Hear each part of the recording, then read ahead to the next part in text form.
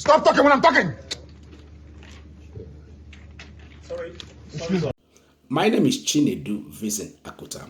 Nnamdi Kanu slapped his lawyers, shouted at his lawyers publicly before the whole world, and then went ahead to defend himself on that case. But that's not the whole reason why I'm here. The problem that manifested was because Justice Binta Nyako has been recused from this matter. The court has also been recused from this matter by a court order. The rightful thing to have been done at that stage would have been for Binta Nyako to appeal the order or set aside the order before getting over the matter. But in this instance, Binta Nyako did not do that.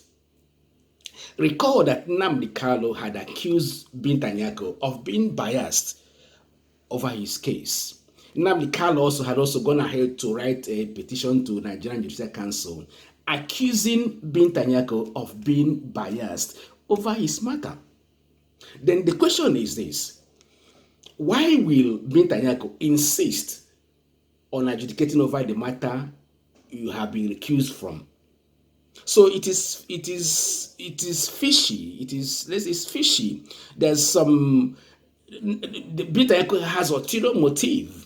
If somebody had accused you of being biased, and there's a court order accusing you of being biased, the rightful thing for any person to do in your circumstance would have been to appeal the order legally, set aside the order before moving ahead. But in this instance, it wasn't happening. So we could see why Nnamdi Kanu was boiling, because it's a clear injustice. It's a clear abuse on his fundamental human rights. If somebody has accused the judge of being biased, the judge should step aside and let that judge handle the matter. Nnamdi Kanu is not telling you he's not ready to face trial. No. Nnamdi Kanu is simply telling the whole world that this judge is biased. And from the whole thing, from the look of things, from the whole drama that played out, it is obvious that Justice Binta Nyako is biased over the matter. It's very, very simple. Nnamdi Kanu is not on trial at this stage. It is the Nigerian Judiciary that is on trial at this stage. Nigerian Judiciary is just dancing naked publicly. It's just dancing skelewu publicly, embarrassing itself. Of course, embarrassment is nothing new to Nigerian Judiciary. They do all sorts of abracadabra. But in this instance, it's a very big embarrassment. Simplest thing in law. I'm not a lawyer myself, but it's very, very simple. If I accuse a judge of being biased, and there are reasons for that, and there's also a court order, rightful thing for Binta Nyako to have done would have been to appeal the order or set aside the court order.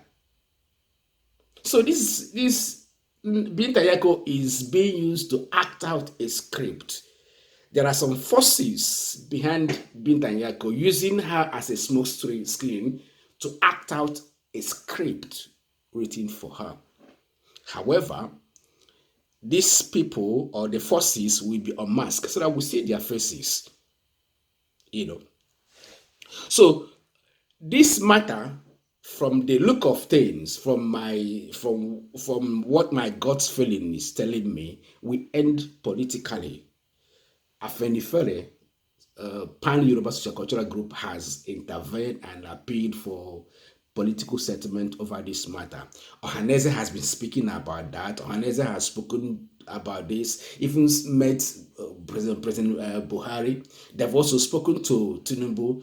Many Nigerians have also spoken to Tinubu in private and even in public that this matter should be settled politically. Not only Nnamdi Kanu has had this kind of matter in the past. Sunday Igboho had similar case. Even Showore had similar case of terrorism. Miyetti Allah was also accused. So all these matters have been settled somehow in Nigeria. So why will they leave Nnamdi Kanu? So again, something is fishing? Is this a continuation of the marginalization of the Southeast, or a continuation of the unseen civil war at play? The whole world must also get to know this.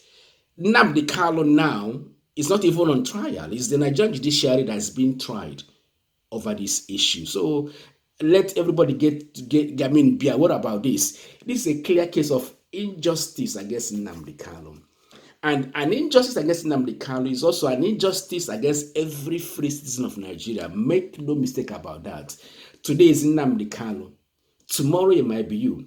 If you don't complain, if you don't join the fight against injustice, if you don't join the fight for justice, tomorrow it might be your turn. And people might not even be there to support you. Now, coming to the slap, shouting at Nnamdi Kanu, shouting at his lawyers, I don't support that, despite the level of provocation. But one could also begin to imagine Nnamdi Kanu has been detained for nearly 4 years, or 3 to 4 years now. The case has just been in motion without movement, just up and down, rigmaroling, frustrating the anger. So the anger would have gotten to a boiling point to make him to have exploded. During the court proceeding. However,